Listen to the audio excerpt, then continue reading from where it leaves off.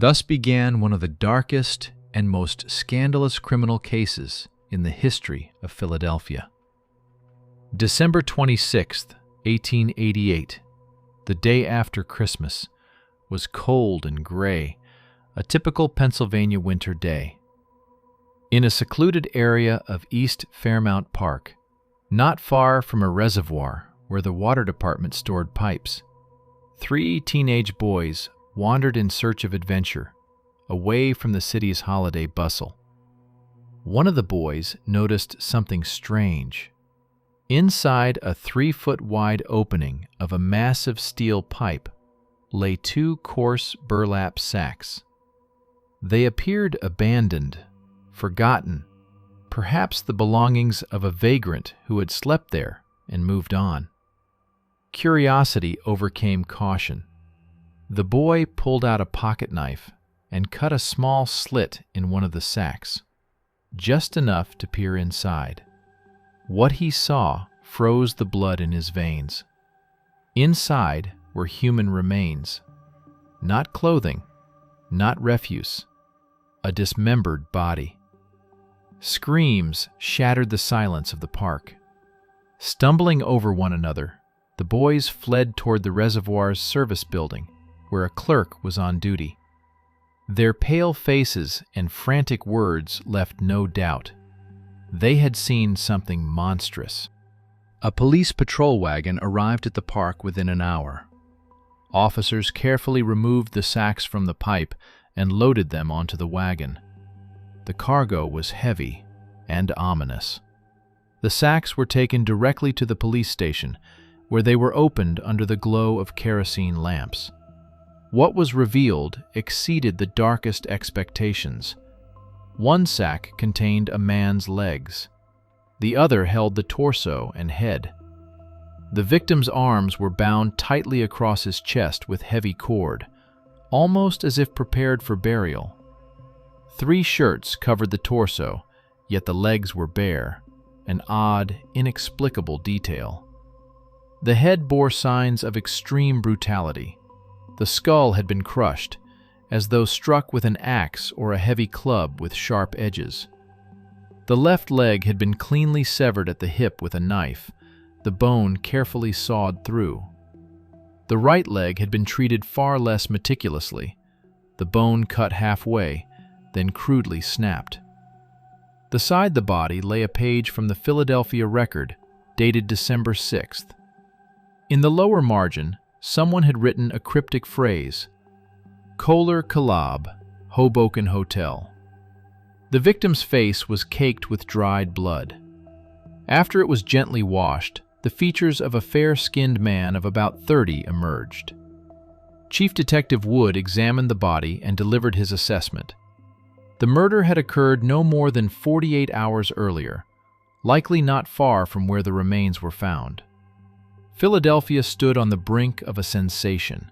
News of the horrific discovery spread through Philadelphia like wildfire. Newspapers blared sensational headlines. Citizens discussed the murder on street corners, in shops, in taverns. Everyone wanted to know, who was the victim, and who could commit such an atrocity? Police focused on the only tangible lead, the mysterious inscription on the newspaper page. Kohler Kalab, Hoboken Hotel. What did it mean? A name? A place? A code? Detectives contacted hotel owners in Hoboken, a small New Jersey city across the river from New York. Mrs. Kohler, proprietor of the Hoboken Hotel, responded immediately. She traveled to Philadelphia and went to the morgue to identify the body.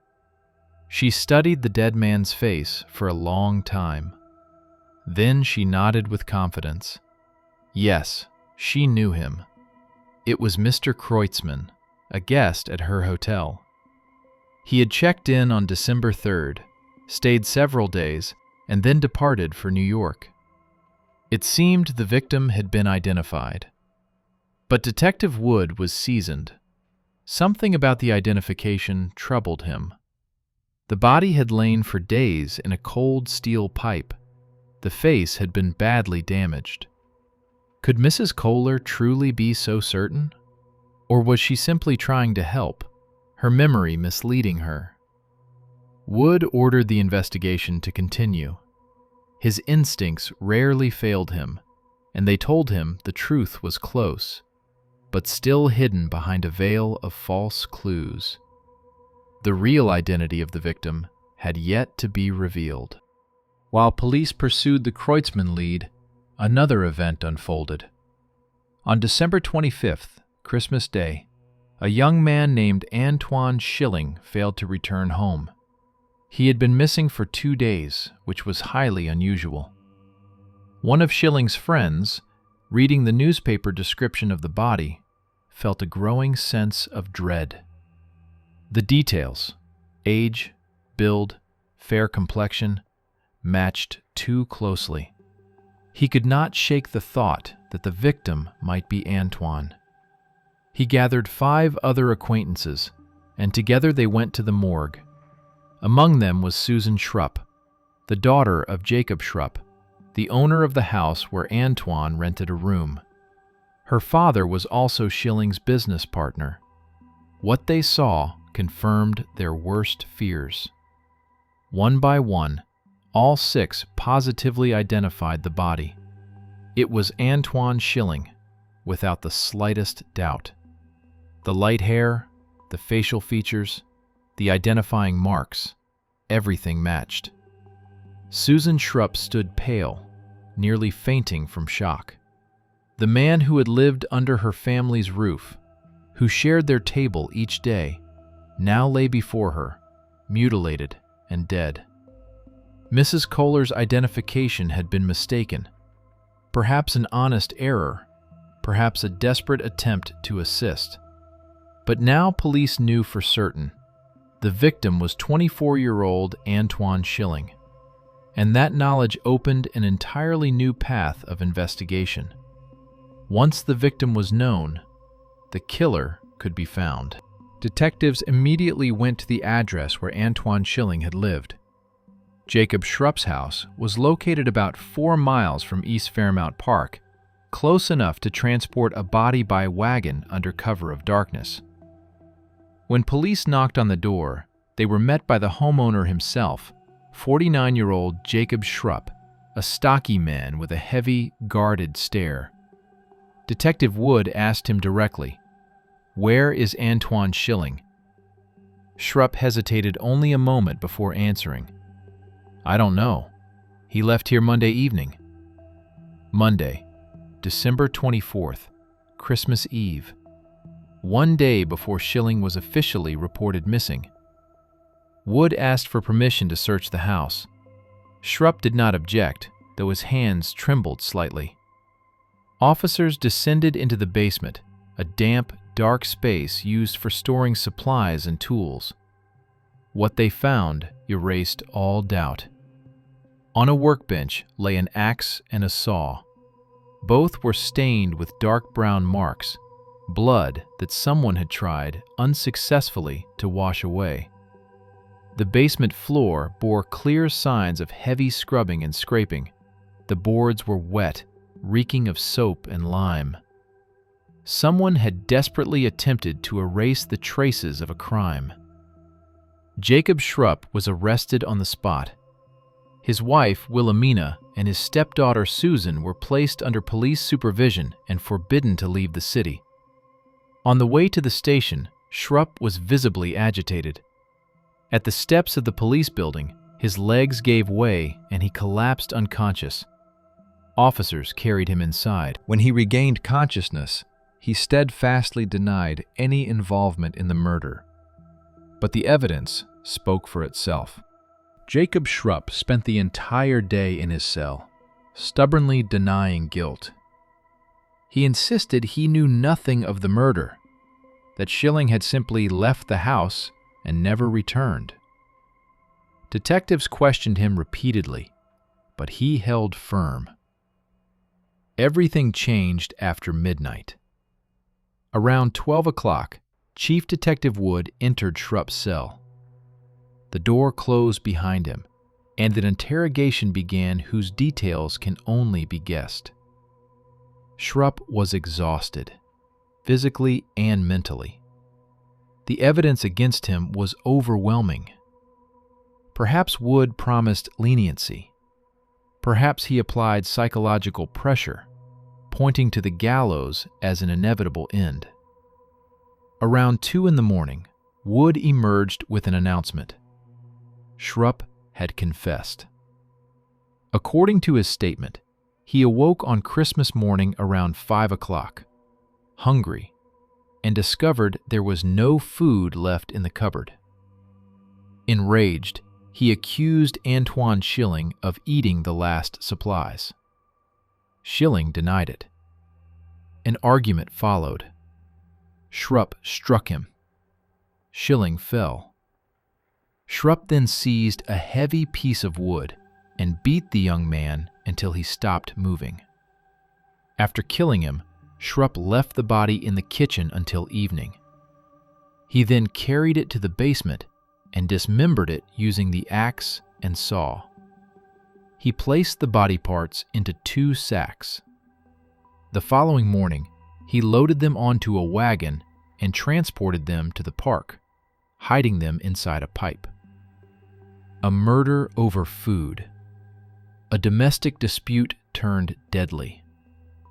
The case seemed closed, but Detective Wood was not satisfied. The story was too simple, too convenient. Something did not add up. Police had obtained a confession, but they did not believe it for a moment. A murder over missing food? A grown man killing his business partner and tenant in a fit of hunger, then calmly dismembering the body, methodically sawing through bone? This was not a crime of sudden rage. It was deliberate, calculated, and methodical. Detective Wood became convinced that the entire Schrupp household was involved. Wilhelmina Schrupp, Jacob's wife, collapsed in what doctors described as grief after her husband's arrest and was hospitalized. Investigators suspected the breakdown was staged, an attempt to evade questioning. Attention then turned to Susan Schrupp, Jacob's 20-year-old stepdaughter. She was placed under oath in her father's presence. What she revealed stunned even hardened officers. Weeks earlier, Susan testified, her stepmother Wilhelmina had begged her to poison Antoine Schilling by slipping poison into his coffee. When Susan refused, Wilhelmina flew into a rage and accused her of disobedience. "It's true, Father," Susan said, staring directly at Jacob. "And you know it is. You should be ashamed to ask me to lie." "Your stepmother is innocent," Schrupp muttered. "That's not true," Susan cried. "Oh, Father, if you had never met that dreadful woman, you would never have killed this man. She has been your ruin." When Wilhelmina was finally brought in for questioning, she denied everything. After hearing Susan's sworn testimony read aloud, she screamed, "My God! What lies! What terrible lies! That girl hates me. She wants to destroy me. That's why she lies." The family was disintegrating before the investigators' eyes, and the truth was drowning in a sea of mutual accusations. The investigation continued, and each day brought new and increasingly shocking revelations. Witnesses lined up to testify against the Schrupp family.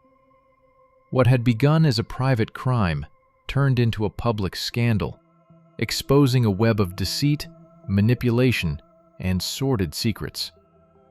Rosa Hattrick, who had once rented rooms to Wilhelmina and Jacob, recounted a disturbing story. Wilhelmina, while married to a man named Richter, abandoned her lawful husband and took up with Jacob Schrupp while Richter was still alive. They lived together in sin and married shortly after Richter's death. Mrs. Hattrick spoke of the couple with open disgust. Special Officer Henry revealed an even darker detail. Susan had told him that her father intended to marry her off to Antoine Schilling and then force her to poison her young husband. A marriage conceived as a prelude to murder, allegedly planned by both Jacob and Wilhelmina. Owen McCaffrey, the family's current landlord, testified about Jacob's harsh treatment of his daughter. He added a strange detail. Wilhelmina had once told him that Antoine Schilling was her brother. Why? To explain his constant presence in the house, or to conceal something far more sinister? Newspapers printed every detail. Philadelphia could not look away from the grim saga. Crowds gathered outside the courthouse, hundreds eager to see the accused with their own eyes. Police had to clear a path through waves of angry and curious citizens. The Schrupp family became a symbol of moral decay, greed, and betrayal. In March 1889, Jacob Schrupp stood trial. The proceedings were brief. The evidence was overwhelming, the testimony devastating, and the defendant's own confession left no room for doubt. The jury deliberated and returned swiftly. Guilty. The judge pronounced the sentence: death by hanging. Schrupp received the verdict without emotion, as though he had already accepted the inevitable. He did not shout, beg for mercy, or curse the court. He simply sat there, a broken, emptied man, with nothing left to lose. Wilhelmina Schrupp met a different fate. A grand jury indicted her as an accomplice, and she was to stand trial alongside her husband. Her attorney, however, petitioned for a mental evaluation. The prison physician and warden conducted the examination. Their conclusion was unequivocal. Wilhelmina Schrupp was insane, incapable of understanding the proceedings or assisting in her own defense. The judge ordered her committed to the Eastern State Hospital for the Insane, where she would spend the rest of her life. Whether her madness was genuine or expertly feigned would never be known. What mattered was the outcome. Wilhelmina escaped the gallows. Susan Schrupp, whose testimony had torn the family apart, vanished from the record. Her fate remains unknown. Perhaps she left Philadelphia, seeking to forget the nightmare that destroyed her family. Justice was served, formally, but moral cleansing never came. Too many questions remained unanswered. Too much filth had surfaced. February 20th, 1890. Moyamensing Prison, Philadelphia. 14 months after the murder of Antoine Schilling, the day of reckoning arrived. Jacob Schrupp had spent his final months on death row, awaiting the inevitable. Appeals were denied. No pardon came. The governor of Pennsylvania found no reason for mercy toward a man who had coldly dismembered his business partner and tenant. The execution was a double hanging, a rare but not unprecedented event. Alongside Schrupp stood Thomas J. Cole, convicted of murdering his roommate. 2 lives, 2 stories of violence, 1 gallows. A grim pairing, as if fate itself mocked the illusion of justice. Both executions were swift and clinical. The ropes tightened, bodies jerked, necks snapped. Death came almost instantly. The prison physician pronounced the executions successful. Wilhelmina Schrupp continued her existence behind the walls of a psychiatric hospital, where the line between true madness and pretense dissolved with time. Susan disappeared without a trace, carrying with her the memories of a family nightmare. Antoine Schilling was buried quietly, without ceremony, a young man whose life ended brutally and senselessly. The story ended, but it never truly closed. What was the real motive? Money? Jealousy? Madness? Who was the true instigator? Jacob or Wilhelmina? How deeply was Susan involved, if at all? The truth remained somewhere between confession, lies, and silence. And with Jacob Schrupp, it went to the grave, leaving behind only the cold, lingering echo of unresolved guilt.